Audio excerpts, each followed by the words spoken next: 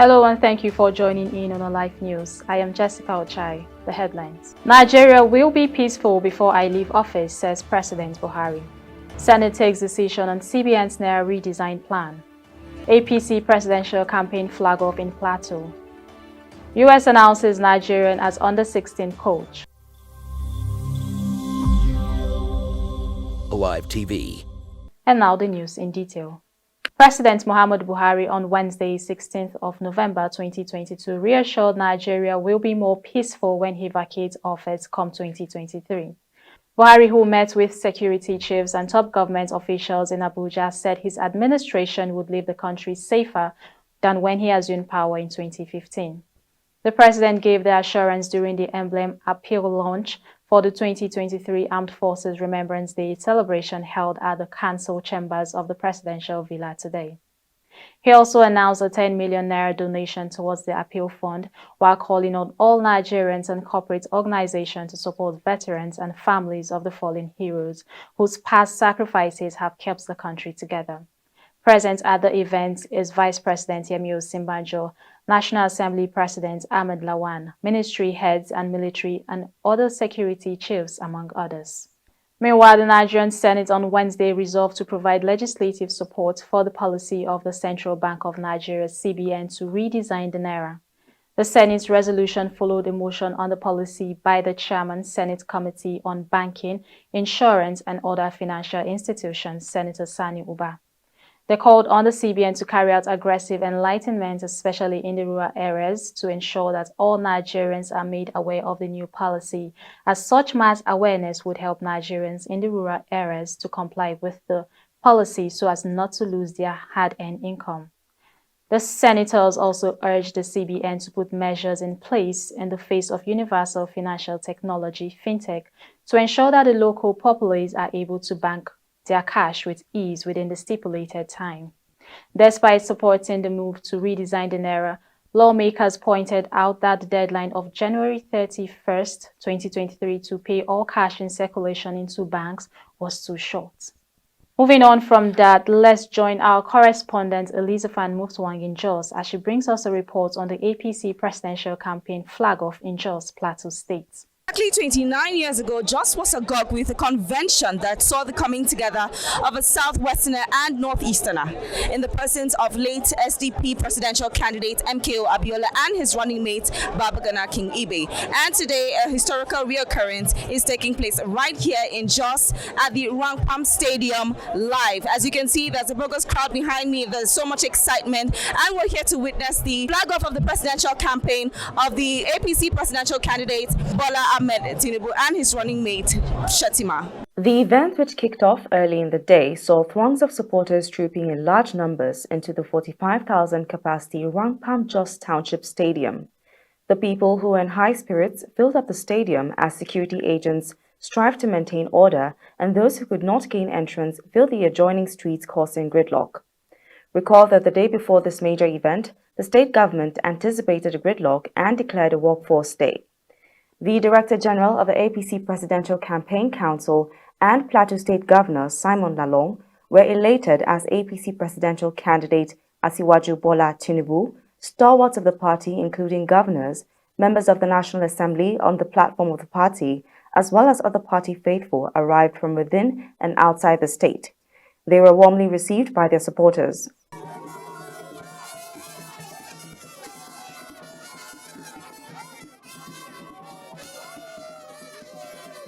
At the rally, a few APC supporters who showed up to root for the leader they want had this to say about the proposed Tinubu-Shettima government, including a few notable Nollywood actors. I feel like we're at a critical point in our history, and we need to make sure that we put the right people to lead us. If we don't do that, I don't know what will become of us. There's a worldwide economic crunch. We can see it, we can feel it. So we have to, we're referred to as a third world country because we're not first world. So at this point in time, I feel we must, no matter what we do, put the right person to lead us. He has the capacity, he's intelligent, we've seen it, we've experienced it. Some of the things that he created in Lagos was taken over by the federal. They are not asking for a problem who will be running relay. Is it really we're asking him to come and run? We're asking him to come and transfer that technology, that thing in his head, to people, which he has been doing over the years. Look at the number of people he has built. A lot of them are doing fantastically well. I think at the time we are right now, what we need is your antecedents. We don't want trial and error. We cannot afford to try again.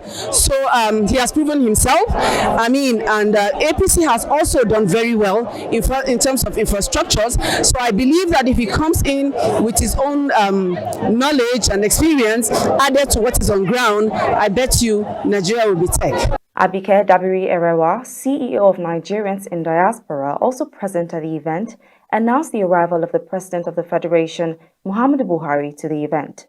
The President, seated beside the Governor of Plateau State, Simon Lalong, and APC presidential candidate Bola Tinubu, amidst other dignitaries, looked pleased with the turnout. Taking center stage, Bola Ahmed Tinubu reinstated renewed hope for Nigerians if elected. Is back! Renewed! Oh! Everybody is back! They thought they can bury the hope.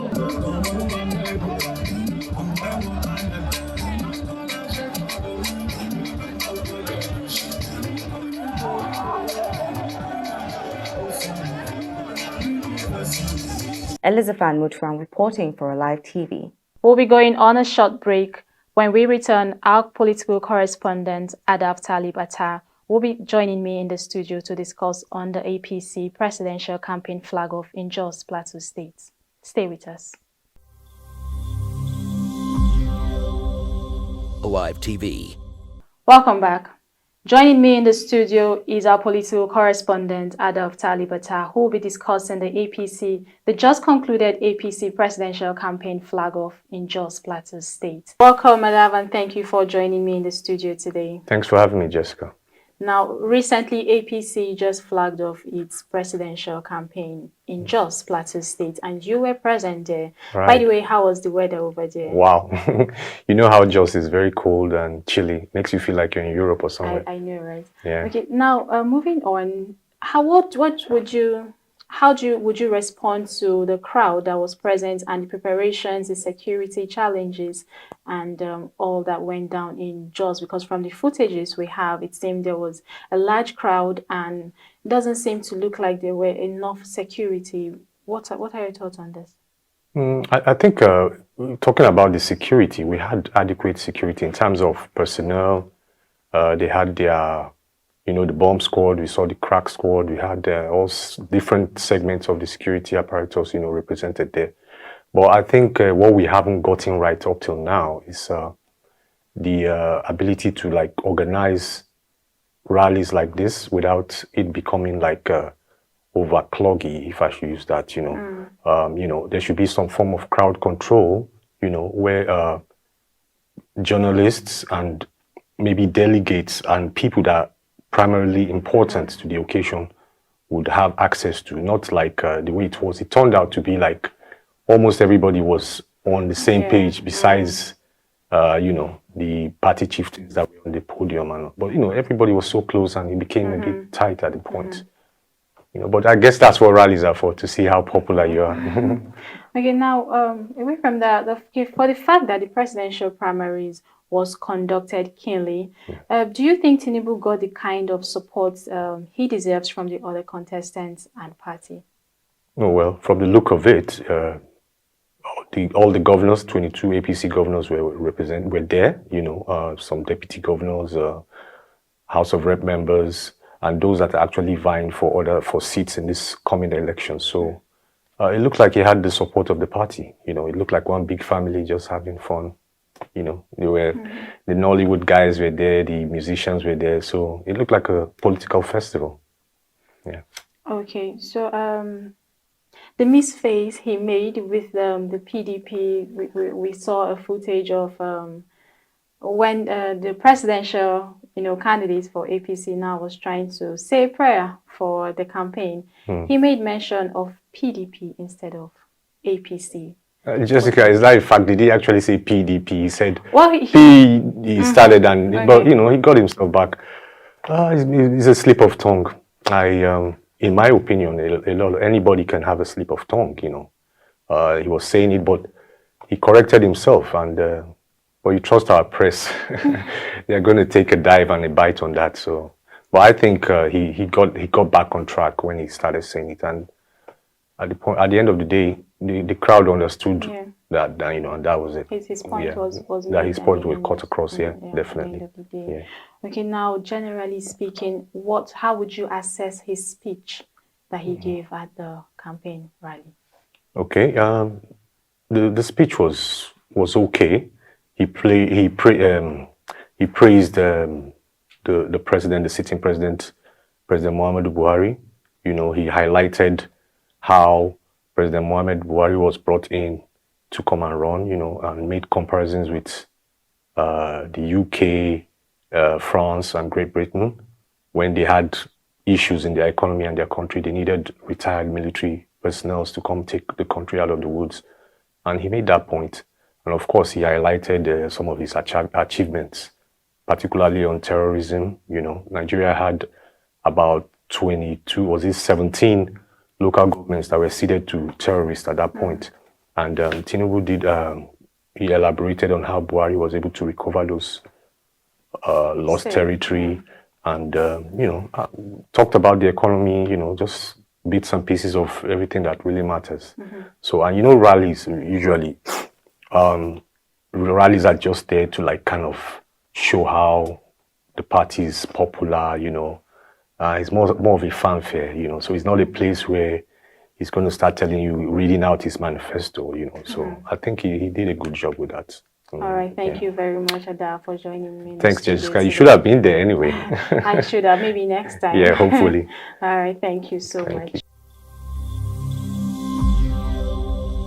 Alive TV.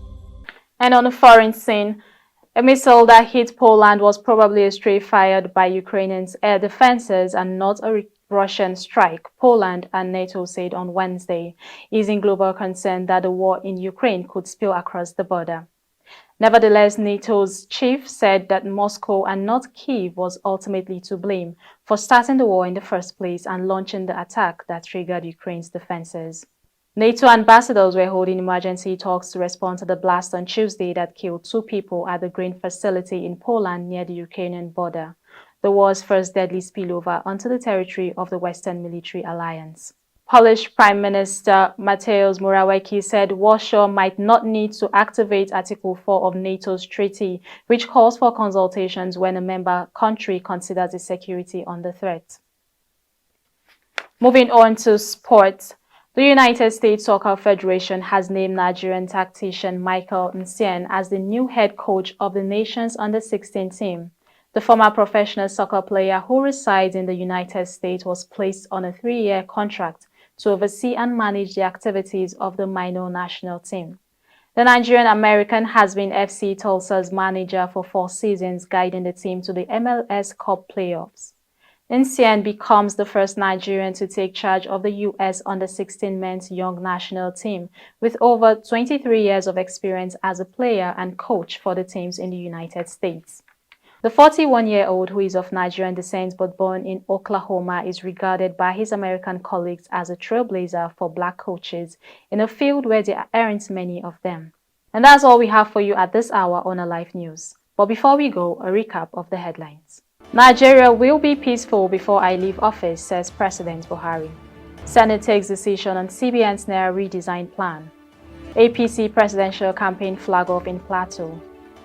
US announces Nigerian as under-16 coach. Thank you for watching, and once again, I am Jessica Ochai. Do have a good day. Alive TV.